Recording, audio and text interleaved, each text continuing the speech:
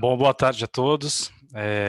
Já teve uma breve introdução. Meu nome é Rafael Valverde, eu sou engenheiro pela PDI, atuo na área há aproximadamente 11 anos, executando tanto o ensaio de pitch, que a gente vai se falar hoje, quanto o ensaio de carregamento dinâmico, né? Na conversa breve, informal, que a gente teve antes da apresentação, né, a PDI Engenharia é a precursora responsável por trazer a tecnologia para o Brasil, e desde então a gente é especializado nesse tipo de ensaios em fundações, né?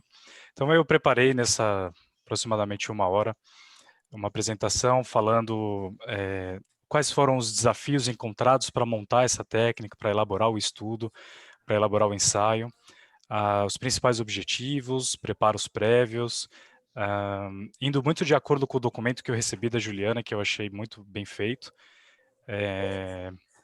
um pouco da fundamentação teórica, que eu acho que é bem importante, mas não vou conseguir entrar muito a fundo, né, até por questão do tempo e da complexidade. E eu sempre falo que a cereja do bolo, a gente tem alguns casos reais de obras que a gente teve a oportunidade de realizar o ensaio, fazer o diagnóstico e uma inspeção visual que bateu em cima do que a gente estava dando como resultado do pitch, né? Bom, então eu vou compartilhar minha tela.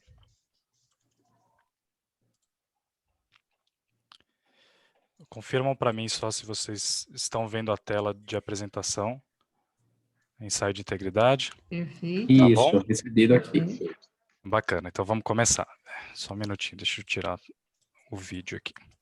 Bom, então o principal assunto de hoje é o ensaio de integridade em estacas, né? Então um ensaio não destrutivo. Né? O pitch, normalmente a gente fala ensaio pitch aqui no Brasil, está se referindo a esse tipo de ensaio, mas faz referência também ao hardware, né? Ao equipamento que foi criado montado pela PDI americana, e um dos ensaios que a gente trouxe para o Brasil, né, a PDI existe desde 1987. Bom, então, como introdução, qual que foi o principal desafio encontrado que acabou motivando a criação do método e da tecnologia, né? Então, como é que a gente consegue verificar a qualidade estrutural de uma estaca moldada em loco? Então, para mostrar quais foram, inclusive documentado, né, elencado esses desafios, né, uma questão para a gente ilustrar seria fazer uma comparação, por exemplo, com um pilar. Quando está construindo um pilar, né, tem alguns pontos que são muito diferentes, né, se a gente for pensar com uma estaca moldada em loco. Então, por exemplo, a questão da forma, né, como a gente está vendo aqui, uma forma muito bem definida, forma rígida, com as dimensões já bem delimitadas, né, se bem cuidada, com livre interferência de água, a gente consegue fazer a vibração, deixar a armadura aprumada, né, uma vez já atingindo o seu processo de cura e desforma, a gente consegue fazer uma inspeção visual, né, de toda a extensão do pilar. Então, existe um controle praticamente total para evitar qualquer problema, qualquer interferência negativa, pelo menos evitar ao máximo, né? E a gente sabe que com estacas moldadas em loco isso não acontece, né? Então, esses controles, assim, por exemplo, a forma, entre aspas, né, como eu coloquei, muitas vezes é um solo muito heterogêneo, né, com diferentes camadas, diferente umidade, né, diferenças em termos de granulometria, de composição mineralógica, em termos de resistência, né, e se não bem investigado o solo, e principalmente na hora de perfuração, ou injeção de concreto ou da nata de cimento, no caso de raiz, né, precisa ter muito cuidado e fazer uma investigação das transições de solo, né, porque isso pode realmente prejudicar o perfil, né, a integridade do fuste da estaca, né. Eventualmente, né, se não tiver muito cuidado, pode ter algumas placas ou aglomerações de solo que se desprendem, né, durante a perfuração. Isso vai causar irregularidades, né, reduções de seção, contaminação do solo para a nata de cimento, contaminações químicas, como a gente já pela minha experiência, já vi, principalmente em estaca raiz, né. A armadura pode ficar desaprumada, né, sem recobrimento mínimo. O cimento, né, como já aconteceu, por exemplo, ser praticamente lavado pela percolação da água, né, do lençol freático. a inspeção visual ela fica muito restrita aos primeiros metros, né, principalmente na questão do arrasamento, né, por exemplo, uma estaca de 18 metros a gente consegue, né, com uma boa escavação, no máximo 2, 3 metros, né, então a inspeção visual ela fica muito limitada, né, e o concreto, inclusive, se não tiver uma boa investigação do solo, existem galerias onde o concreto pode escapar, né. Então, assim, enfim, existem uma série de são condições de contorno que a gente tenta ao máximo, controlar, mas nem sempre é possível, né. Então, inclusive depois da execução da estaca, já com o processo de cura, atingindo sua resistência nominal, podem existir esforços externos, como, por exemplo, passar maquinário, né, algum eventual caminhão que passou no lugar errado, causa uma flexotração, causa algum esforço, né, atingindo o limite da resistência, e isso causa fissuras, como eu vou mostrar para vocês em casos de obra, causando fissuras, causando trincas, que vai comprometer o desempenho da estaca, né. Então, baseado nesses desafios de tentar verificar, depois de tudo, todos os processos de execução, de estudo do solo e concretagem, né, a comunidade internacional buscou soluções práticas, né, e estudos para não destrutivos, né, para não só verificar a capacidade de carga, que não é o nosso foco aqui, mas também a integridade estrutural do fuste, né. E nisso foram criados diversos métodos, como o método sísmico paralelo, métodos térmicos, inclusive o cross-hole, que foi uma tentativa de implementação no Brasil, não foi possível, elétricos, né, com utilização de strain gauges, de sensores, e o foco do nosso tema, o ensaio de pitch, tem a sua natureza é um ensaio sônico, ou seja, através da propagação de uma onda unidimensional que viaja ao longo do fuste, existe um processo de cálculo e de interpretação dos resultados que são obtidos a partir disso. Então, o ensaio de pitch ele é um ensaio sônico, né? Bom, o ensaio de integridade ele se tornou disponível em 1980, ele foi desenvolvido inicialmente na Europa e posteriormente pela PDI americana. A gente pode ver inclusive na foto aqui, né, o equipamento da Biodynamics, né, em 1998. Então, diante da impossibilidade da gente verificar a integridade de todas as estacas através do uso do PDA, o pitch foi desenvolvido com essa finalidade. Então, aqui eu já introduzo a principal vantagem do pitch em relação ao PDA, que seria o número de ensaios por dia. Então, uma das grandes vantagens é um ensaio rápido e barato, onde a gente consegue ter uma grande amostragem da obra. Por que eu estou comparando com o PDA? Porque um dos dados do PDA, inclusive o CAPAP, ele consegue fornecer para a gente variações de impedância ao longo do fuste, inclusive estimar eventuais trincas, afunilamento ou alargamento com uma precisão, com uma acurácia melhor do que o próprio pitch. Mas, enquanto a gente consegue fazer 5, 6 ensaios em média do PDA por dia, o pitch, em boas condições, a gente consegue fazer por volta de 60 ensaios ou até mais. Teve casos de obras portuárias onde eu realizei 110, 120 ensaios numa jornada de trabalho de um dia de obra. Então, inicialmente denominado como Low Strain Testing, é um ensaio de pequena deformação, a gente acabou adotando aqui no Brasil como ensaio pitch, que na verdade faz referência ao equipamento produzido nos Estados Unidos pela Biodynamics, né? Então, qual que seria o principal objetivo do ensaio? Mediante a todos aqueles desafios, né, que a gente tenta ter uma investigação, né, uma estimativa, uma resposta para tudo aquilo. Então, o principal objetivo seria a gente testar a integridade física e estrutural das estacas, principalmente moldadas em loco. No caso, hélice contínua, estacões, raiz eu faço um asterisco porque existem algumas dificuldades por conta da injeção da nata, né, de alta pressão, isso pode gerar grandes variações, então a gente consegue fazer, retira bons resultados, bons diagnósticos, mas enfim, é sempre um cuidado a mais. Uma ressalva, né, um parênteses que eu faço aqui, nem sempre é possível ensaiar estacas pré-moldadas. Na verdade, eu diria assim, não aconselhável. É possível fazer? Sim, mas por ser um ensaio de baixa deformação, com uma energia de impacto baixa, muitas vezes a onda que se propaga ao longo do fuste fica restrita até a primeira emenda. Então, muitas vezes a gente, quando pedem para fazer o ensaio de pitch em estaca pré-moldada de concreto, a gente fala, bom, eu consigo fazer, mas saiba que eu consigo garantir a integridade dela até a primeira emenda. Abaixo disso, Pode ser que a onda continue se propagando, pode ser que a junta não cause nenhum tipo de problema, mas se houver interferência, a gente realmente não tem como garantir, certo? Então, é um ensaio de baixa deformação, e ele vai detectando ao longo do fuste, né, ao longo da profundidade, anomalias ou variações como fissura, variações de seção transversal, sejam afunilamentos, reduções, né, ou alargamentos, descontinuidade do concreto, né, alguma invasão de solo, por exemplo, no fuste, enfim, qualquer tipo de interferência, seja para reduções ou alargamentos, né, o pitch não consegue detectar a natureza daquilo, então eu não consigo falar através do gráfico do pitch, falar para vocês assim, olha, com certeza isso é uma trinca.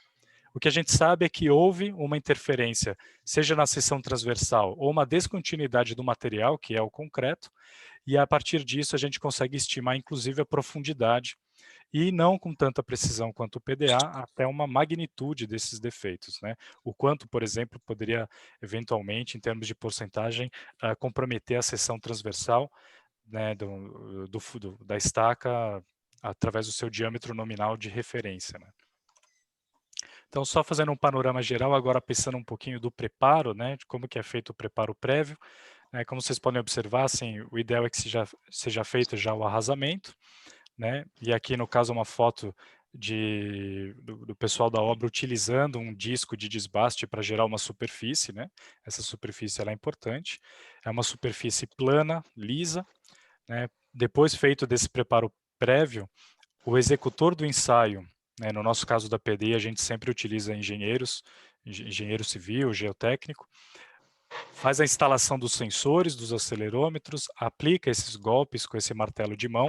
O martelo varia, por exemplo, de 900 gramas até 4 quilos. E aí isso vai obtendo uma média, né? Uma média de sinais, seja 4 golpes por média, 6 golpes por média. Isso é uma característica, uma configuração setada pelo próprio executor do ensaio. E aqui, por exemplo, são 2 exemplos, né? A gente tem 2 exemplos de resultados aqui. Baseado nas irregularidades ou nas variações que ocorrem da velocidade ao longo do tempo, e a gente correlaciona o tempo com a profundidade da estaca, eu consigo determinar se existe algum defeito ou um sinal de anomalia, como a gente chama assim, né? Inclusive tem naquele documento fornecido pela Bend. Ou no caso de uma estaca contínua, onde a gente percebe onde existem 2 pulsos aqui, duas inflexões positivas de velocidade, eu vou explicar mais com detalhes como que é isso, né? E aí, enquanto a gente determinaria que tem uma continuidade, mas é uma estaca com anomalia, né, com uma variação negativa de impedância, depois eu vou explicar o que significa isso, e no caso de uma estaca ok, a gente fala, bom, baseado no pitch, essa estaca do sinal de baixo, ela é íntegra, não tem nenhuma variação negativa ou positiva de seção ou do módulo de elasticidade do concreto. Esse é o gráfico de saída do relatório, né? Então, existem alguns pontos que eu vou mostrar para vocês, inclusive quando receberem um relatório, tomarem cuidado. Por exemplo, comparar sempre, verificar o nome, se está de acordo com o projeto de fundações, né? Se esse tempo zero ele está no primeiro pulso de velocidade, comparar, por exemplo, o comprimento efetivo que foi introduzido no pitch. Então, a gente consegue, né, com olhos treinados, verificar se todos os dados de entrada, né, do executor do ensaio foi correto. Então, isso eu vou mostrar para vocês também logo mais. Então, esse é o caso de uma estaca contínua. A gente percebe os 2 pulsos de velocidade aqui, né? Aqui seria como se a estaca tivesse deitada. Então, 0, 2, 4, 6, 8, aproximadamente 11 metros. Aqui tem o comprimento efetivo da estaca. No caso, 11 metros e 48, foi um dado fornecido pela obra. E aqui seria um caso de uma outra estaca, onde a gente classificaria, daria como diagnóstico uma estaca contínua com anomalia numa inflexão positiva aqui, aproximadamente 6 metros. Então, esse é o diagnóstico aqui, da estaca contínua com anomalia 6 metros. Então, eu vou explicar para vocês um pouquinho sobre isso.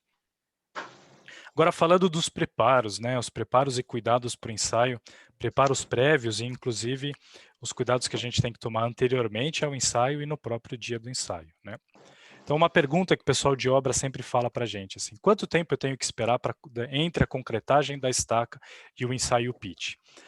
Pela norma STM, por exemplo, se fala muito de que o concreto precisa atingir sua resistência nominal, existe uma recomendação de aproximadamente 10 dias. Então, o processo de cura do concreto, muitas vezes, ele não é homogêneo, né? E como eu estava comentando anteriormente, uma das coisas que interfere no pulso sônico, né, na propagação de onda, é inclusive o módulo de elasticidade, a densidade do concreto, né? Então, se a gente fizer um ensaio, por exemplo, com a estaca muito nova, né, sem o processo de cura, podem ocorrer interferências, variações de resistência ao longo da profundidade, e essas interferências vão ser detectadas e podem causar uh, é, podem causar variações indesejadas para a gente conseguir tirar o diagnóstico, né? Então, recomenda-se, agora por experiência, eu diria assim, uma média de 5 a 10 dias, na maioria dos casos aqui no Brasil, é o suficiente para a gente conseguir fazer um ensaio e não ter esse tipo de problema, né? Então, se eu pudesse dizer assim, o primeiro cuidado que se deve ter ao chamar o pessoal do pitch é tomar cuidado, como por exemplo, com a cura do concreto, né? A cura, quanto tempo de espera para a cura do concreto. Bom, uma vez atingindo a sua resistência nominal, passado esses 5 a 7 dias, é necessário fazer o arrasamento do topo da estaca, né, até a gente conseguir atingir um concreto de boa qualidade. Então, é uma outra pergunta que me fazem. Por exemplo, eu preciso fazer um ensaio na cota de arrasamento? O ideal é que sim, porque se houver alguma interferência acima dessa cota e você for, depois do ensaio, por exemplo, for arrasar mais 1 metro, vamos supor, podem existir fissuras longitudinais, trincas, que atrapalham o ensaio antes da cota de arrasamento, e aí depois esse problema é eliminado. Então, o ideal é que a gente faça um ensaio no comprimento efetivo onde a estaca vai trabalhar no bloco de arrasamento, no bloco de coroamento, né? Então, existem algumas recomendações, né? Isso foge um pouco já do assunto principal, mas tem relação posições do martelete, posições da ponteira, né, para evitar fissuras longitudinais que podem causar interferência no ensaio também. Inclusive, fazer uma linha de indução com uma maquita, né, um corte para induzir na hora de arrasar, o impacto, né, não causar vibrações abaixo da linha de indução.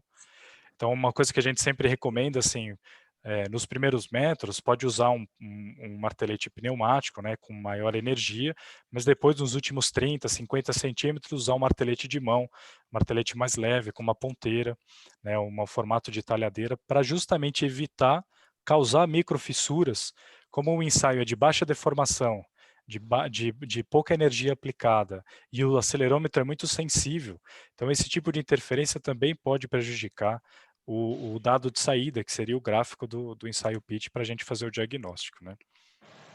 Bom, uma vez arrasado, a gente tem que ter, então, o topo da estaca, né? O recomendado é que na superfície, como eu mostrei anteriormente, faça-se um desbaste, né? Com disco diamantado, com disco próprio para concreto. Isso é uma ressalva também, porque às vezes em obra o pessoal quer usar outro tipo de lixadeira e normalmente não dá certo. E aí uma outra ressalva também, o pessoal fala assim, bom, você quer deixar a superfície lisa, sequinha, bem bonitinha, posso jogar uma argamassa em cima depois que eu fiz o arrasamento? Porque aí eu deixo bem liso, assim, vai ficar perfeito. Isso não pode fazer, né, é um caso assim, de uma questão que surgiu por experiência. O ideal é que a gente faça o ensaio no próprio material do fuste da estaca, né? Então, uma argamassa vai ter um FCK diferente, vai ter uma granulometria diferente, uma densidade diferente, módulo de elasticidade, e isso, pela própria junta entre a argamassa e o fuste da estaca, pode causar alguma interferência também na junção, né, entre os dois tipos de material. Então, isso seria a gente introduziria uma heterogeneidade no material que não é desejada, né? Então, mostrando para vocês aqui o disco de desbaste, né, que é um detalhe importante. Né, e você vê que ele está estacas de 50, 60 centímetros, ele consegue fazer no interior, aqui dentro da armadura. Né. Isso é uma foto que a gente tirou, o pessoal já queria fazer o lastro, né, fazer um magro em volta da estaca, e é uma recomendação que se faça é que também não... se quiser fazer um magro, né, em volta da estaca, que pelo menos Nesse caso ele foi bem criativo, né? Botou essa capa de isopor em volta para não ficar agregado, né? O lastro na superfície da estaca, porque também pode causar algum tipo de interferência. Mas isso eu acredito que seja fácil de resolver. A gente pede normalmente para o pessoal arrasar em volta assim do lastro, né? Usar o martelete e tirar o magro em volta da estaca, né? Bom, então, né, se a gente pudesse itemizar aqui, a gente já comentou do arrasamento das estacas, o desbaste com disco diamantado, né, limpeza dos blocos. Aqui já é uma questão de segurança do trabalho, né? Muitas vezes a gente tem que entrar em valas, então as valas têm que estar com travamento ou corte taludado, né? E uma informação que o pessoal da obra precisa fornecer previamente, ou pelo menos já deixar à mão, uma planilha, uma listinha.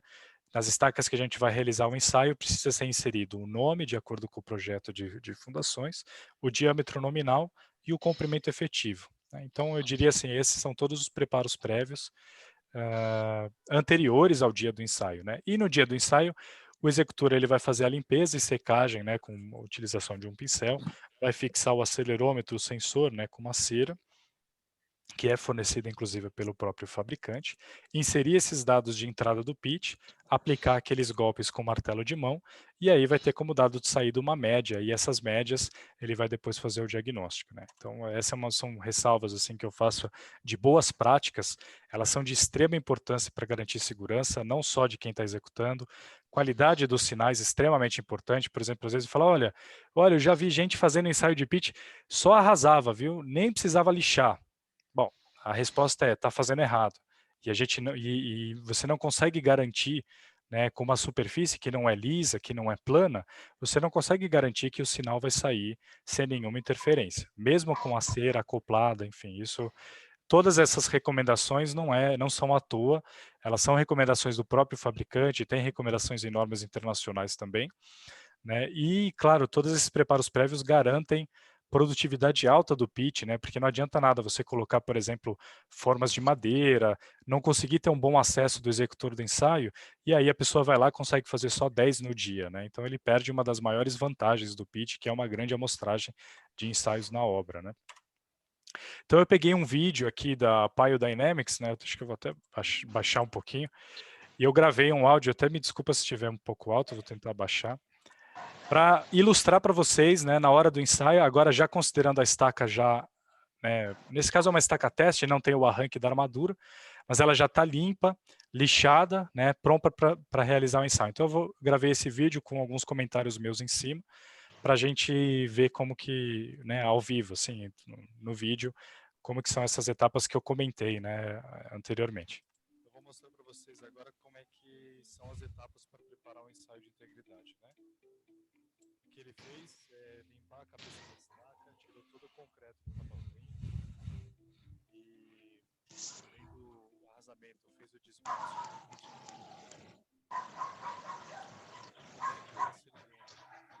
no próprio equipamento.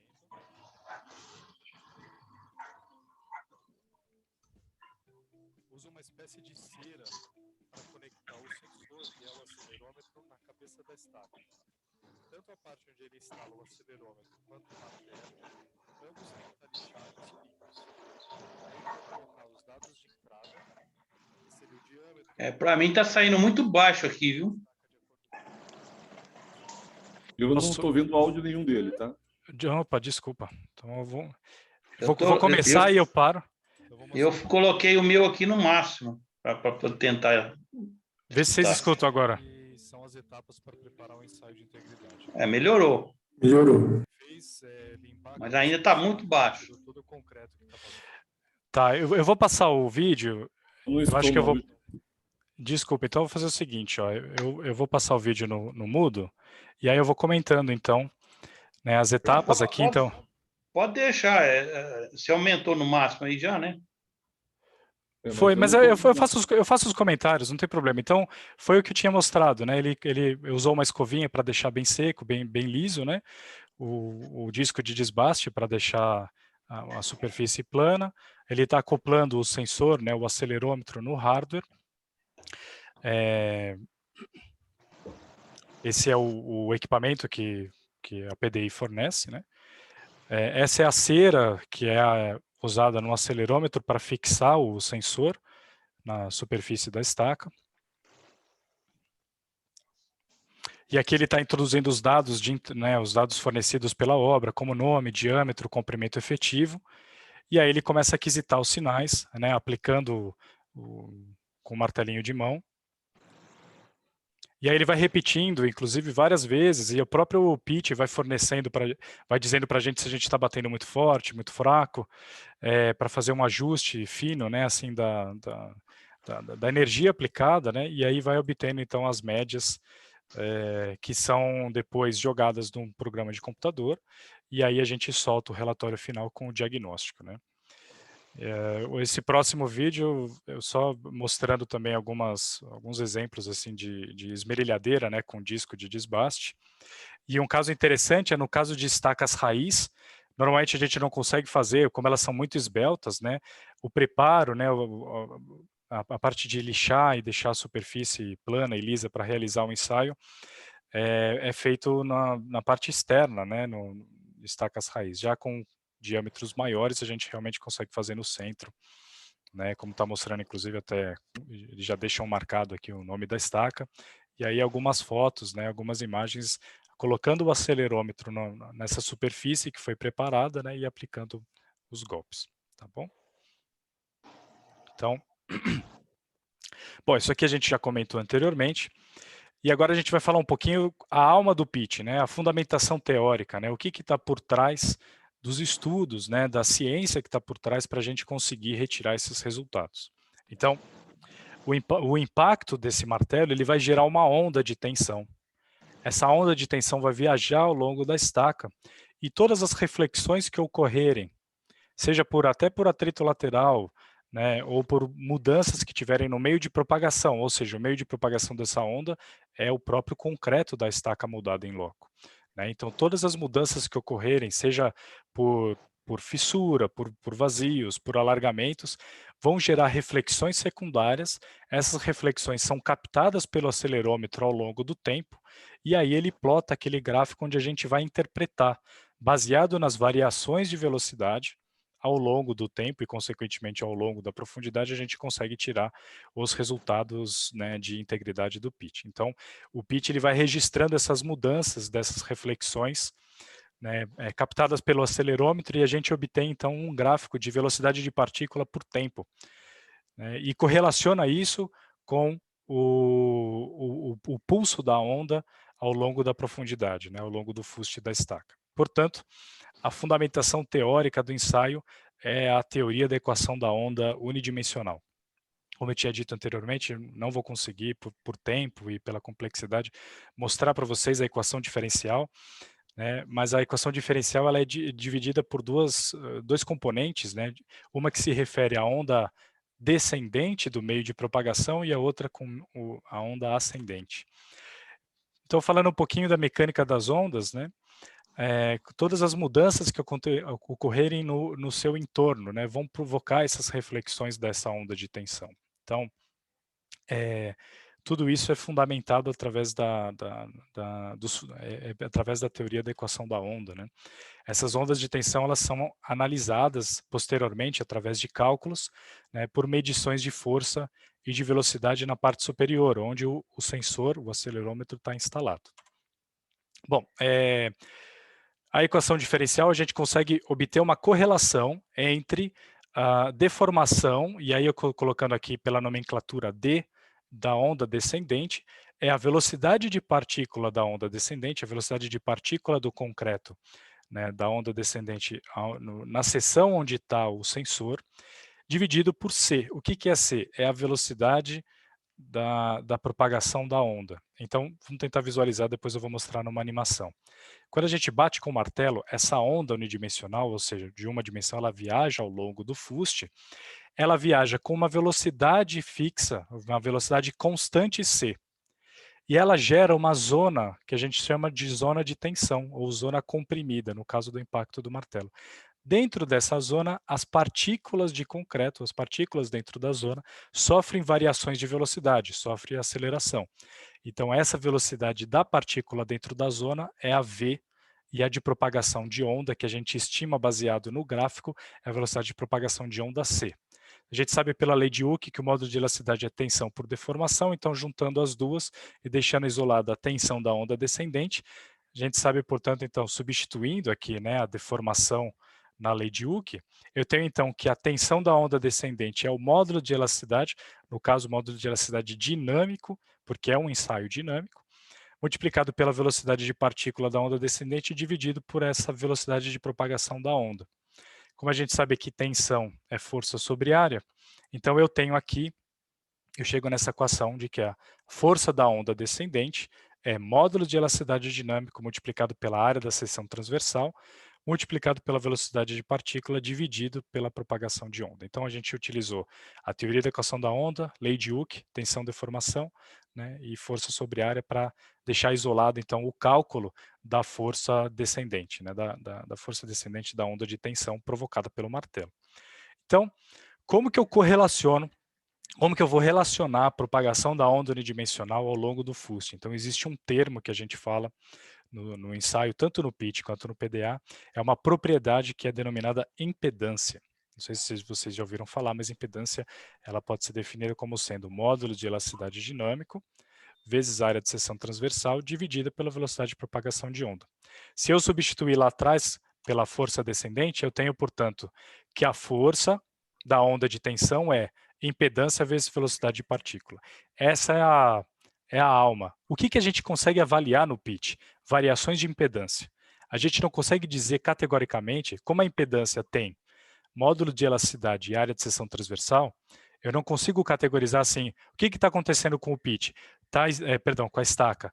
Ela está com fissura, como eu tinha dito, né, a natureza do problema, da anomalia, a gente não sabe dizer. O que a gente sabe é que existe uma variação de impedância que pode ser tanto o módulo de elasticidade que tem relação com as propriedades do concreto, a heterogeneidade do concreto, por exemplo, e da seção transversal. Então, variações de seção. Se a gente pensar numa trinca, não deixa de ser naquela seção uma redução de área, né, de seção transversal, um estrangulamento, um alargamento. Então, o que a gente faz, na verdade, é estudar variações de impedância ao longo do tempo e aí, através disso, obter o diagnóstico da integridade da estaca, né? Porque a gente sabe que esse cálculo é feito com propriedades do módulo de elasticidade do FUST e da área da seção transversal. Então, existe uma convenção de sinais que é bem importante aqui, a parte acho que é mais cabeluda aqui da palestra de hoje. Pela convenção de sinais, a força compressiva ela é positiva e a velocidade de partícula V para baixo é positiva. E as forças de tração são negativas, pela convenção de sinais, portanto, velocidades para cima, velocidade de partícula para cima é negativa. Isso é muito importante, eu vou repetir algumas vezes para a gente entender, então, como que faz aquela variação do gráfico, que é o dado de saída do pitch, né? Só para ilustrar para vocês, tem um GIF, né, que eu peguei na internet mostrando a onda se propagando quando tem uma ponta fixa e da onda se propagando quando tem uma ponta solta, né, fixed end e free end. A diferença entre ambas, né, é que a onda, se ela vem como compressão, como onda fixa, ela retorna como compressão também. E aí, no caso de ondas com ponta solta, ela retorna como, né, negativa. No caso, se ela for uma onda compressiva, com ponta solta, ela vai retornar como ondas de tração. Isso vai ficar mais fácil para eu ilustrar daqui para frente, mostrar para vocês como que a convenção de sinais e essas variações de impedância, consequentemente da velocidade de partícula, vão gerando aqueles gráficos para a gente conseguir interpretar o resultado do pitch. Portanto, a gente tem algumas questões importantes aqui, né? A velocidade de propagação de onda, como eu tinha comentado anteriormente, é um intervalo, a gente vê pelo concreto com FCKs de estaca, né? A gente tem uma variação ali, uma faixa de aproximadamente 3.200 a 4.500 metros por segundo. Existem dois tempos importantes do pitch, que é o tempo T1 e o tempo T2. O tempo T1 é a passagem dessa onda de tensão na região do sensor. Então, eu estou botando aqui, ó, a primeira passagem da onda pela seção instrumentada. Aqui, na cabeça da estaca, eu vou aplicar o golpe com o martelo. Essa onda de tensão vai trigar, vai dar o início, né, o start, que é pela primeira passagem da onda de tensão de compressão, que é o tempo T1. Aí o que que acontece? Ela tem uma velocidade fixa c. Ela vai viajar ao longo do FUST e retornar. No caso aqui, eu tô fazendo uma simplificação de ponta solta, então ela desce com velocidade c constante e retorna com essa mesma velocidade c. O que que é o tempo t2, então? É o tempo que a onda leva para viajar 2 vezes o FUST L, né? Então eu estou botando aqui 2L sobre C. Essa onda ela viaja com comprimento L e retorna com comprimento L com velocidade constante C. Então a gente sabe que o tempo T2 é o tempo T1 mais esse incremento de tempo, esse intervalo de tempo, que é calculado como 2L sobre C. O L é o comprimento é um dado de entrada do pitch, e o C é estimado dentro dessa faixa de 3.200 a 4.500 metros por segundo, através da interpretação do gráfico final, né, da média. E aí eu coloquei uma tabelinha para deixar assim bem simplificado para vocês começarem a ter mais ciência de como interpretar o resultado, né, de como enxergar o dado de saída do pitch. Se a velocidade de partícula numa determinada seção, né, num determinado ponto, ela é positiva, isso significa, né, fazendo uma correlação aqui, porque a onda, a força, né, aplicada, a força aplicada ela foi aplicada no topo, né? Então, se a gente tem aqui um aumento de velocidade, consequentemente, né, pode-se aferir de que houve uma diminuição de impedância. O que que significa isso? Pode ser tanto diminuição do módulo de elasticidade do concreto naquela seção, quanto uma diminuição da área da seção transversal. E aí o oposto também é válido, né? Uma diminuição de velocidade de partícula implica que isso é um aumento de impedância, portanto, aumento de módulo de elasticidade da área da seção transversal. Então, quais são os resultados possíveis, né, baseado nas variações de impedância? Aqui tem uma simulação, né, do PioWave, que é fornecido pela PDE americana, e que eu gostaria de botar alguns pontos aqui. Nesse programa, a onda de compressão ela é azul, no caso verde, né? A onda de compressão ela é verde e a onda de tração é roxa ou rosa. Então eu fiz uma simulação de uma estaca de comprimento L, e aí vamos ver como que, né, onde que aparece. O tempo T1 seria aqui, né, quando a gente recebeu o resultado, né, o relatório do pitch, o gráfico, esse é o tempo T1, ou seja, a primeira passagem do pulso de onda, dessa onda de tensão na região dos sensores. Então a onda de tensão, como compressão, ela vai viajar ao longo de todo o FUST, né, então que seria de comprimento L, né, ela sofre uma reflexão na ponta da estaca, no caso de uma estaca perfeita, né, perfeita, por exemplo, 50 centímetros, ela é absolutamente perfeita do começo ao fim. E aí ela retorna como uma onda de tensão e chega aqui, então, nesse incremento de tempo 2L sobre C e dá o segundo pulso. Então, a gente tem aqui, através desse intervalo, uma identificação visual da ponta, do topo da estaca e da ponta da estaca, certo? Então, vamos pensar o seguinte, o que que acontece com a onda quando sofre uma redução de impedância? Então, aqui ficou meio confuso, mas acho que a gente consegue ter um raciocínio melhor visualizando o gráfico e à medida que eu for explicando. Vamos supor, por exemplo, que é uma estaca, parece um cogumelo, que tem uma cabeça gigante e depois uma redução, né? Então eu chamei inclusive de impedância 1 e impedância 2. A hora que eu aplico o golpe, essa onda de tensão ela começa a viajar como compressão, ó, pela convenção aqui, ó, ela desce como compressão. Agora vamos pensar na convenção de sinais. Compressão para baixo. Ela está na região dos sensores, empurrando as partículas com velocidade para baixo. Portanto, pela convenção de sinais, a gente tem um aumento de velocidade, por isso que ele dá esse pico aqui. Quando chega numa redução de impedância, seja um afunilamento, seja uma trinca, uma fissura, parte dessa onda de tensão retorna. É como se aqui fosse se a gente pegar metade aqui, é como se fosse uma estaquinha bem pequenininha, né? Ela bateu numa ponta livre, portanto ela retorna como uma onda de tensão. Agora a gente tem que fazer o seguinte raciocínio. Essa onda de tração vai de baixo para cima, e quando ela traciona as partículas, o que que ela faz? Ela traciona empurrando, entre aspas, ou puxando para baixo as partículas na região dos sensores. Isso causa uma velocidade para baixo, portanto, pela convenção de sinais, essa velocidade também é positiva. Ou seja, se antes do tempo T2 tiver uma variação positiva, significa que foi uma reflexão secundária de uma onda de tração seja causada por um afunilamento, por uma trinca, por uma redução de impedância, onde ela retorna como uma inflexão positiva da velocidade. Portanto, eu faço um diagnóstico de que antes do tempo T2, variações positivas de velocidade como redução de impedância. Então, na transição, a velocidade de partícula V1 e V2 é a mesma. Só que a gente sabe, portanto, que a impedância de baixo é menor do que a impedância de cima. Ou seja, parte da força foi consumida pela reflexão. Portanto, a força de baixo é menor do que a força de cima. Né? Logo, essa força de reação, essa força de tração, ela é negativa. Então, como eu estava explicando anteriormente, quando essa onda de tensão compressiva causada pelo impacto do martelo encontra uma região de impedância, uma redução de impedância, ela retorna como tração, empurra as partículas para baixo, resultando num pico de velocidade positiva pela convenção de sinais, uma velocidade para baixo. E no caso do aumento de impedância, é justamente o oposto. Quando encontra um alargamento, um aumento de impedância, essa onda de tensão retorna como onda compressiva. E aí, quando ela chega na região dos sensores, essa onda compressiva, o que vai fazer? Empurrar as partículas para cima, gerando uma velocidade para cima pela convenção dos sinais negativa.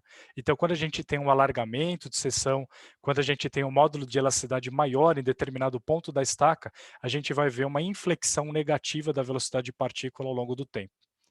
Então, através dessas variações, a gente consegue interpretar ao longo do tempo e, consequentemente, o Pitt coloca ao longo da profundidade, fazer uma estimativa onde existe essa variação de impedância, seja ela positiva ou negativa. E até o simulador ele vai colocando várias reflexões, né, porque, inclusive, até o Pitt, vocês vão ver em casos reais que não é tão bonito assim, esse sinal de livro, como eu estou mostrando para vocês, mas ela vai existindo, inclusive, até em senoidais, e a gente sabe que uma estaca ela pode sofrer grandes variações, tanto de seção quanto do módulo de elasticidade. Né? Portanto, como resultados possíveis, o que a gente tem aqui? Então, eu fiz uma simulação, olha, aqui embaixo, pile shape seria uma estaca, a ponta da, perdão, o topo da estaca aqui, no zero, tempo T1. Então, a gente já começa a pensar na estaca deitada aqui, né, ao longo do tempo.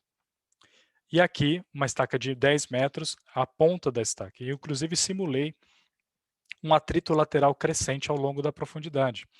Isso pode ser visualizado, né, de uma forma bem grosseira, mas pode ser visualizado como uma inclinação, inclusive, não fica exatamente no eixo horizontal, isso pode, e aí a gente faz uma investigação com sondagem, com o SPT, outras investigações do solo, para tentar até, inclusive, verificar a presença de atrito lateral. Mas não é esse o grande objetivo do pitch. Então, o grande objetivo é, a gente sabe que no tempo T1 tem o primeiro pico de velocidade positiva, e depois é identificada a ponta. A ponta fica um pouco atenuada por conta do atrito lateral e até pela perda de energia por reflexões secundárias ao longo da profundidade. Então, a gente precisa de um parâmetro no pitch, que eu vou mostrar para vocês depois, que é o parâmetro de magnificação, onde a gente vai ampliando o sinal ao longo da profundidade por uma curva exponencial. Então, como eu tinha mostrado, né, aquela regrinha.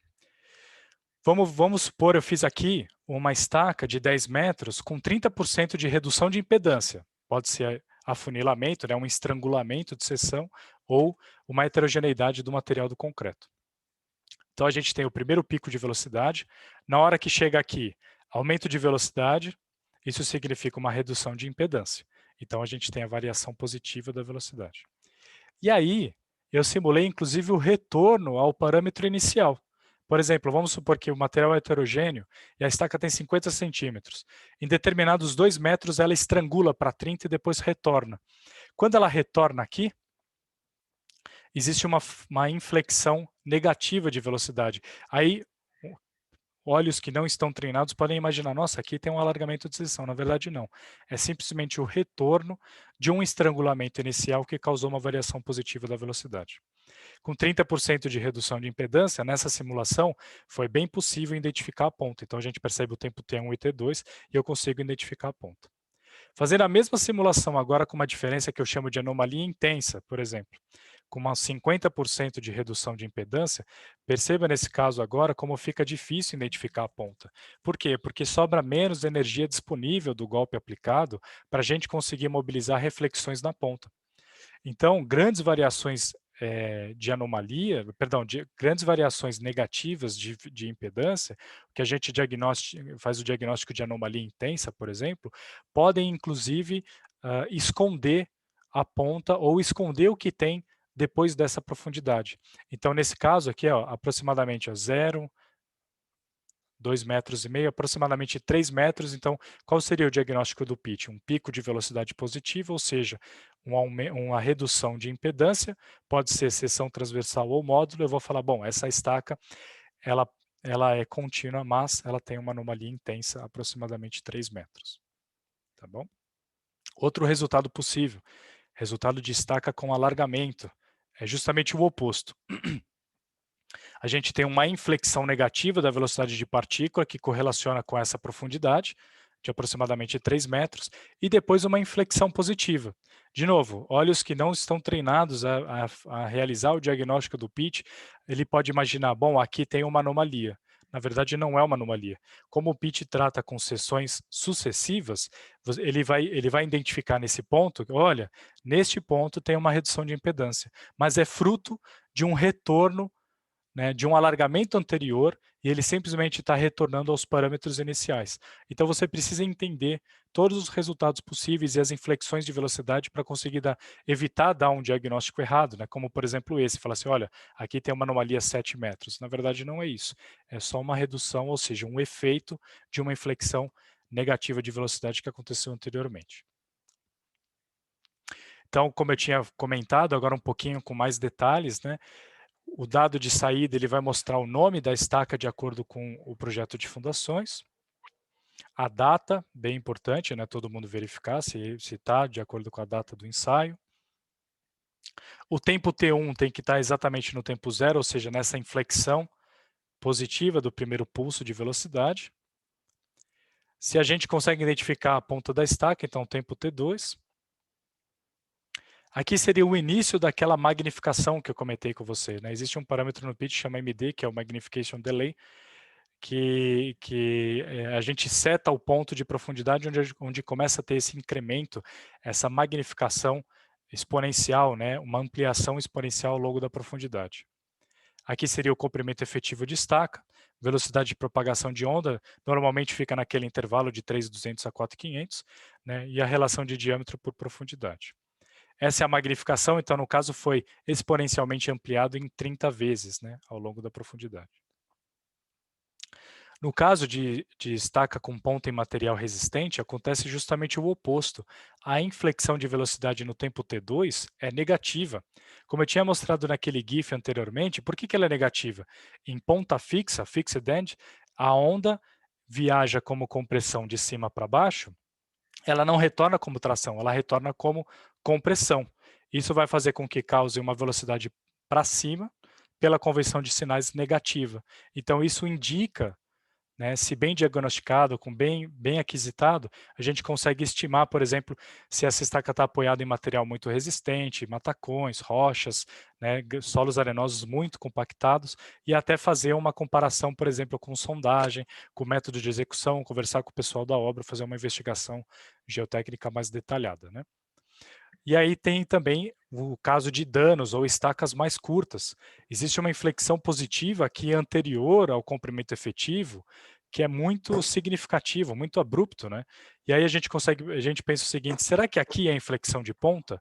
Fica um pouco difícil da gente determinar se essa estaca tem todo o seu comprimento final de 14 metros. Então, pode até ser que tenha continuidade até o comprimento final, mas como a redução de impedância foi tão significativa a partir de 11 metros, que por uma questão de conservadorismo, questão de segurança, a gente diz que essa estaca está íntegra e contínua até determinado ponto. Então, mostrando bem por cima quais são os resultados possíveis, inclusive de alargamento, né, ou de anomalias. Aqui no caso, como a gente já tinha visto anteriormente, os tempos T1 e T2, identificando ponta, mas no caso uma variação positiva de velocidade, né, o que seria diagnosticado como anomalia 6 metros. Bom, então, né, de uma forma bem rápida, mostrando um pouquinho para vocês a fundamentação teórica e como que acontecem essas variações de velocidade de partícula ao longo do tempo. Agora eu vou mostrar para vocês, né, como eu tinha dito no começo da apresentação, a cereja do bolo, né? São casos reais de obras que, inclusive, eu pessoalmente, ao longo desses 11 anos, tive a oportunidade de fazer. Obtive diagnósticos, às vezes, no próprio pitch eu já fazia o diagnóstico da estaca, e aí o pessoal pagava para ver, falava, quero ver se funciona mesmo, então eu vou escavar e mostrar para você se o pitch funciona, né? Às vezes até de uma maneira bem de afrontar mesmo, assim, e eu fui bem feliz nesses casos, eu tive a sorte de tirar as fotos para mostrar para vocês esses casos reais. O primeiro caso de obra foi em Osasco, né, município de São Paulo.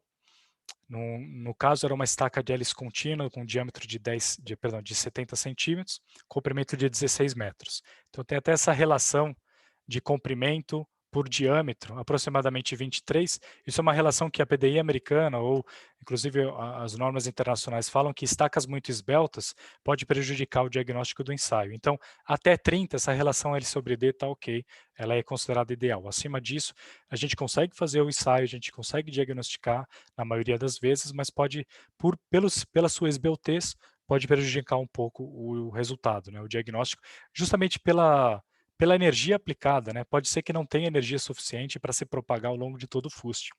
No caso dessa obra de Osasco, o nível d'água do lençol freático estava aproximadamente 3 metros.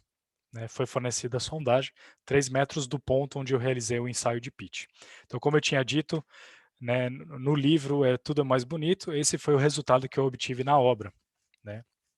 Tudo direitinho, o comprimento, o diâmetro, tudo setado, né? E aí, a hora que eu realizei o ensaio, eu falei, opa, tá tendo uma inflexão aqui, tá tendo uma variação, mostrando um dano, né? Um dano muito significativo, uma redução de impedância muito grande, a ponto de que ela até entra num harmônico depois, eu não consigo identificar a ponta. Então, o diagnóstico que eu dei, inclusive na obra para eles, falou, olha, essa estaca está danificada a 3 metros, aproximadamente 3 metros, de 2 a 3 metros, né? E aí, dado algum tempo, o pessoal fez uma investigação, né, eles fizeram um bom trabalho ali de travamento, né, de limpeza do fuste, e aí a gente até, inclusive, tem esses feixes aqui, assim, do trado helicoidal, né? A gente consegue perceber em detalhe aqui, inclusive, que eu tinha mostrado anteriormente, a região preparada para o ensaio, né? Das duas estacas, inclusive. E aí essa daqui eu estava acusando dano a 3 metros, e foi isso que eu obtive. A hora que eu desci lá a 3 metros, estava mais ou menos 2,80 metros, a gente percebeu duas coisas aqui, né? Uma possível trinca causada por algum esforço mecânico e uma natureza e um defeito pela natureza do próprio concreto, né? Esses buracos, assim, esses defeitos do fuste, eu praticamente conseguia colocar minha mão inteira. E o que a gente conseguiu perceber nisso? Provavelmente esse defeito inicial, e aí tudo contribuiu, né? Era a região de transição do lençol freático, final da armadura da hélice contínua, deu esse defeito e provavelmente algum maquinário passou por cima. Então, a gente pode imaginar que, né, estimar que existia um ponto de fraqueza ali, passando um maquinário, existe um esforço de tração no final de armadura, e isso acabou causando a ruptura total, né? Era praticamente só a armadura que estava segurando essa estaca. Problemas na concretagem, nível d'água na mesma profundidade, então a gente consegue fazer algumas correlações assim do que tinha acontecido na obra, né? Na estaca vizinha, mesma coisa, não ficou tão feio depois do sinal. Nesse caso, eu tinha falado, bom, a gente até pode tentar estimar bem a grosso modo ali uma ponta de estaca, mas na verdade a anomalia intensa, aproximadamente 3 metros, e eles fizeram o mesmo trabalho. Essa foi a estaca vizinha, né, onde foi identificado esse problema, né? Então, como eu até tinha dito, eu conseguia colocar praticamente metade da palma da mão. E o que foi interessante nessa obra foi o seguinte, até explicar para vocês o que significa essa foto. O que o pessoal fez? Fala, bom, tá certo, identificou o problema. E aí eles fizeram um prolongamento, fizeram uma caixa, né, uma forma retangular, cúbica, e aí eles preencheram, e aí falaram assim, vamos fazer o seguinte, prepara o pitch depois que eu fizer esse prolongamento. Quando eu fiz esse prolongamento, foi atestado um novo dano, só que agora a 5 metros. E aí eles falaram, não é possível, né? Tem 2 problemas, o primeiro 3, depois a 5, e aí eles escavaram e a estaca praticamente tombou, já não tinha armadura, praticamente tombou para o lado, né? Então esse daqui foi a primeira detecção do defeito, né, da anomalia identificada pelo pitch, depois com esforços teve secção total do fuste, e aí quando eles fizeram isso com prolongamento, eu refiz o ensaio e detectou um novo dano que eles também conseguiram escavar, enfim, e aí aconteceu esse novo desastre aí, né? Ou seja, o pitch consegue diagnosticar, consegue até a primeira anomalia, até o primeiro dano. Então foi muito interessante o que eles fizeram, né? Fizeram um prolongamento, corrigiram essa parte que estava danificada e foi acusado, inclusive, um novo dano. E aí a pergunta é, depois eles prepararam embaixo disso, né? Eles não fizeram um novo prolongamento. Eu fiz dos 5 metros para baixo e a estaca estava ok, estava tudo bem. O segundo caso de obra que eu queria mostrar para vocês já é uma estaca uma estaca bem menor, né? Uma relação boa L sobre D de 15, de 50 centímetros com 7,5 de comprimento efetivo numa obra em Marília. E esse foi o resultado obtido, né? Do diagnóstico do pitch. E aí na obra mesmo eu tinha falado, olha, antes de 2 metros, com certeza tem um dano. E, inclusive, nessa obra, eu tinha acabado de me formar, estava super inseguro, veio o executor do ensaio, eu faço isso há 30 anos e nunca tive problema, brigando na frente do pessoal da obra, tá? Eu falei, olha, vamos, né, tá tão a 1,5 metro, né, vamos escavar, vamos ver o que acontece, né? Vamos pagar para ver, entre aspas, né? E aí eles fizeram toda a limpeza do fuste e essa fissura até tinha puxado uma trena, né? Aproximadamente 1,5 metro, 1,80 m, com provavelmente uma fissura causada por esforço mecânico também, né? Eu fui dando volta, né? Eu adorei tirar essas fotos, enfim. Depois fui mostrando também que estava completamente seccionada, né? Aproximadamente 1,5 m. E na verdade eu não tinha nem ido para o escritório, né? No próprio pitch, na obra, eu falei, olha, tem um dano a 1,5 m, tem um dano a aproximadamente 2 metros. E aí eles decidiram escavar e a gente conseguiu perceber. Já um caso mais recente, num galpão industrial no Rio de Janeiro, o diagnóstico foi uma estaca com anomalia antes de 2 metros. Né? A gente percebe aqui que tem o pico do tempo T1, logo depois uma inflexão positiva, né? Praticamente engolido pelo primeiro pulso, né? Então, às vezes, muito próximo, então defeitos a 30 centímetros, 40 centímetros do topo, fica às vezes difícil de diagnosticar, né? Por conta desse primeiro pulso do tempo T1. Para isso, inclusive, a gente até pode fazer aferições da força aplicada pelo martelo, o martelo pode ser instrumentado também. Então, nesse caso, a gente diagnosticou a estaca com anomalia antes de 2 metros e dano estrutural a partir dos 9, por isso nessas duas setinhas que eu coloquei aqui. E aí eles também fizeram a escavação e limpeza do fuste, e aí a gente identificou ali praticamente uma cárie, né, de 10 centímetros de altura, praticamente toda a extensão, uma estaca raiz bem esbelta. E de novo, né, a gente praticamente conseguia colocar a mão, assim. Onde eu tinha realizado o pitch, né, não era outro engenheiro da PDI, depois foi feita a limpeza, praticamente uma estaca de, eu não sei quantos centímetros que era uma estaca bem esbelta, né, 8 centímetros que eu conseguia colocar com a trena, né, então você vê que foi grande parte assim dessa anomalia comprometendo o fuste, né. E na mesma obra, né, um segundo caso na mesma obra, a gente identificou uma anomalia a 3 metros, através da interpretação do ensaio, foi feita também a escavação e a mesma coisa, né, eles escavaram 3 metros. Aqui atrás, ó, não sei se vocês conseguem ver o ponteiro do meu mouse, era a primeira estaca e a segunda a 3 metros. Então, eles escavaram mais 1 metro aqui, identificaram outro problema, né, bem grande ali, praticamente 12 centímetros para dentro do fuste, né. O quinto caso é um empreendimento residencial em São Paulo, onde foi diagnosticado um grande alargamento em aproximadamente 6 metros. Nesse caso, por questões de construção da obra, eles conseguiram abrir, assim, né, não é necessariamente um problema estrutural, né, um diagnóstico de alargamento, mas eles acabaram fazendo uma inspeção visual até por conta do posto do elevador, a gente acabou escavando, e é praticamente um cogumelo, né? Tem o fuste da estaca aqui, e aí uma região aqui de alargamento abrupto, né, muito grande. A gente teve a oportunidade de fazer o preparo abaixo disso, o realizar o ensaio de pitch no FUST, e aí foi acusado que desse cogumelo para baixo, aí dessa cabeça gigante para baixo, o ensaio estava desse bulbo, né? Inclusive lá atrás, inclusive tem até outra mostra aqui, o ensaio de pitch acusava a estaca contínua, não teve nenhum problema. Então foi feito um ensaio lateral abaixo desse cogumelo, aí, abaixo dessa cabeça. E o sexto caso em São Bernardo, uma estaca raiz bem esbelta, né? Então uma relação L sobre D de 95, pelas normas, né, e pelas recomendações, o pitch não seria ideal, mas a gente conseguiu obter o diagnóstico, principalmente porque a estaca estava praticamente quebrada, né? O diagnóstico aqui foi um dano antes de 2 metros, não foi possível identificar a ponta, e aí feita também a investigação, a gente tem aqui uma intensa redução de impedância depois de um alargamento, né? Um alargamento muito, né, uma estaca de 21 centímetros, ela teve alguns bulbos aqui depois. Na verdade, assim, eu não sei nem direito o que aconteceu, porque quando a gente escavou, tinha uns sacos de cimento nessa hora que o pessoal tirava o saco de cimento, não sei se tacaram ali acidentalmente ou se deixou cair o saco de cimento, mas isso acabou comprometendo a continuidade da estaca, né? Inclusive, a gente foi chamado para fazer um ensaio de PDA aqui, né? Se a gente pode perceber aqui os blocos de coroamento e as furações do PDA, mas só de apoiar o material, de apoiar o martelo, né? As estacas tombaram, e aí a gente fez de novo uma nova investigação. Aqui não foi nem o pitch em si, né?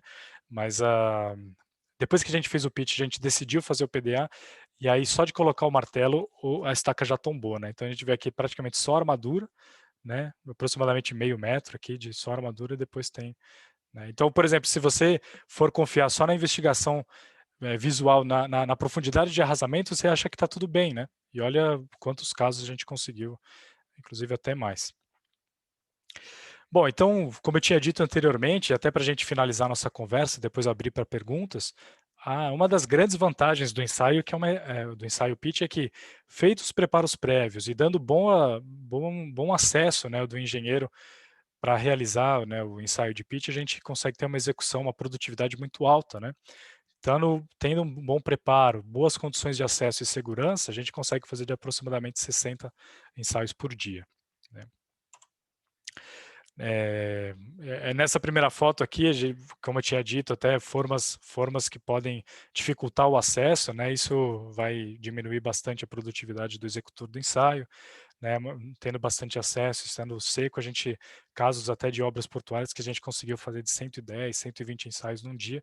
Então, era muito interessante que, em alguns casos, a gente conseguia fazer uma amostragem muito grande e percebia certos padrões, por exemplo, anomalia 6 metros, numa determinada região da obra, anomalia 5 metros, e aí a gente ia tentando confrontar, correlacionar com outros resultados obtidos, seja através de sondagem, por outros tipos de ensaio de solo, né, inclusive pelo próprio PDA, uma prova de carga depois, para ver se era questão de lençol freático, o relatório de execução do trado, né, da hélice contínua, do método executivo, né, da ficha de verificação do serviço. Então a gente pode fazer esse tipo de investigação integrada, né, com outros resultados obtidos na execução e no projeto de fundações. Não existe um preparo especial durante a execução da estaca, né? Então ela pode ser feita em qualquer estaca, desde que ela seja escavada, né? Como eu tinha dito, ou, por exemplo, estacas pré-moldadas de concreto tem aquela observação da questão da emenda, da primeira emenda.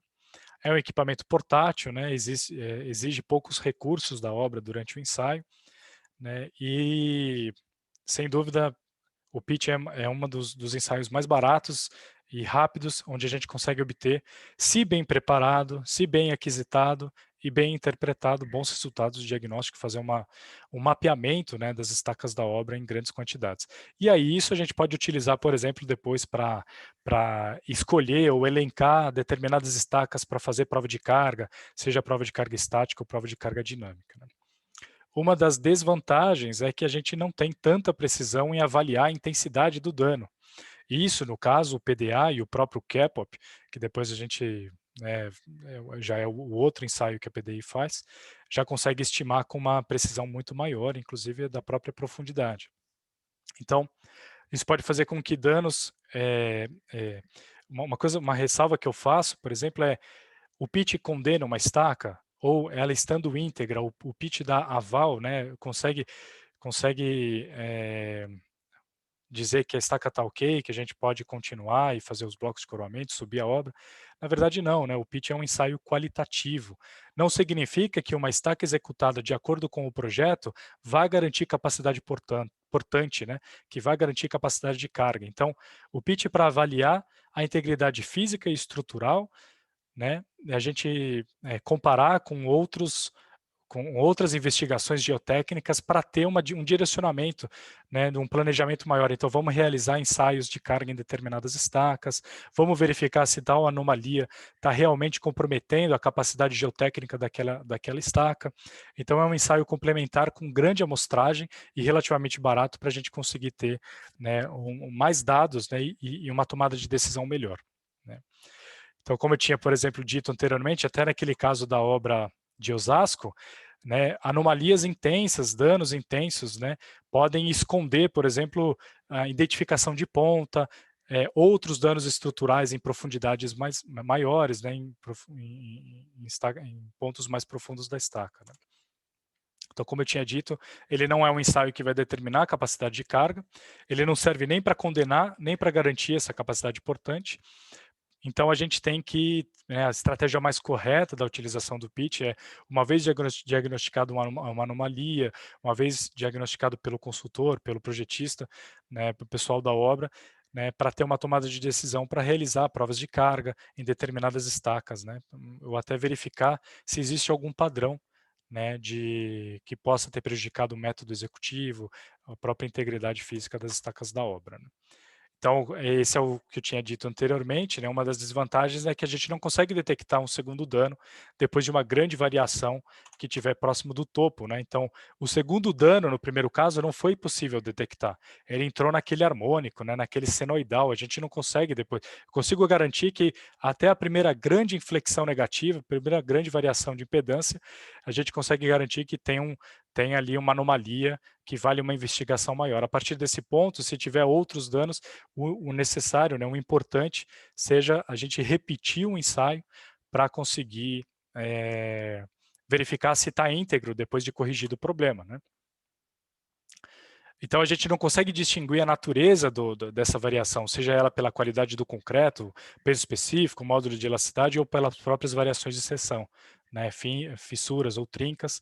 Existe essa limitação teórica, como eu tinha comentado, da relação de comprimento por profundidade de até 50 vezes, mas pela experiência que a gente tem ao longo dos anos, vale a pena fazer em estacas esbeltas, inclusive a gente consegue obter diagnósticos bons, né, assim, são raras as vezes que a esbeltez da estaca prejudica o ensaio, prejudica o sinal. Dificuldade de detecção de danos muito próximos da ponta por conta daquele pulso inicial do tempo T1, né? E depende de muitos fatores para a gente ter uma boa aquisição. Então, todos aqueles preparos prévios, tem gente que não quer lixar, tem gente que não quer ir na cota de arrasamento, tem gente que não dá a devida importância dos preparos prévios e na própria hora que vai estar executando o ensaio, né? E esses cuidados, eles são essenciais para a gente conseguir aquisitar boas médias, né, do ensaio de pitch. E aí até, inclusive, adquirir uma má fama por conta de resultados que não foram positivos, né, de diagnósticos que foram feitos errados e depois era feita uma investigação visual, né, uma escavação e via que não era nada aquilo que os relatórios, né, que foram aquisitados e interpretados de maneira errada, né, o ensaio de pitch acabou adquirindo uma má fama. Então, o que eu tinha a apresentar para vocês era isso. Convido também para vocês visitarem a nossa homepage, existem mais vídeos, fotos, casos de obra também. E também deixo o meu e-mail, se vocês, rafael.valverde@gmail.com. Se vocês tiverem alguma dúvida, alguma sugestão, eu fico à total disposição para conversar com vocês sobre o assunto, inclusive também sobre o PDA, tá bom? Então era isso, minha apresentação, eu encerro por aqui, a gente abre agora para